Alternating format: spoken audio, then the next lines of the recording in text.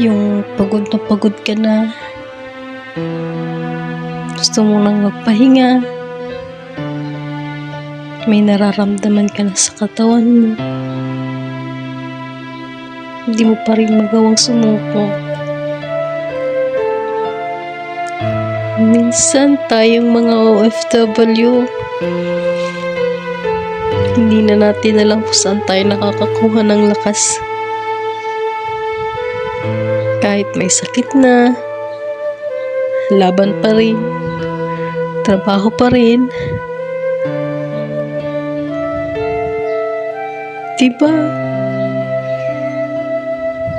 Pwede naman tayong magpahinga. Pero wag lang susuko.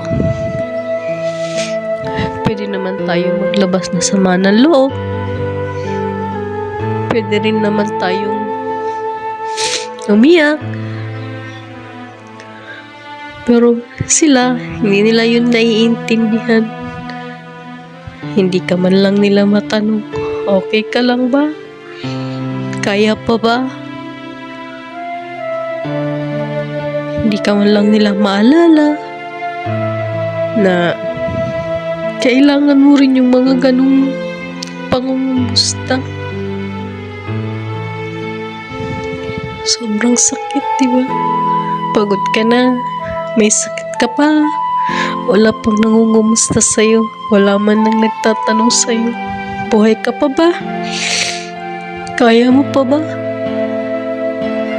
Sakit, diba? Minsan, sinasarili na lang yung mga bagay na ganun para lang wala silang masabi na masyado kang demanding, na para hingihin yung mga ganung bagay. Hindi nila naiisip na yun ang pinakagamot natin.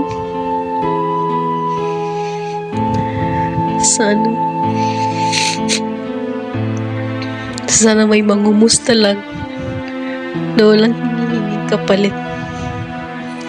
Saludo ako sa ating lahat ng OFW na may nararanasan ganito, na lumalaban at lumalaban at lumalaban pa rin. Kaya yan. Pwede yan. Pwede tayo magpahinga. Basta wag lang susuko.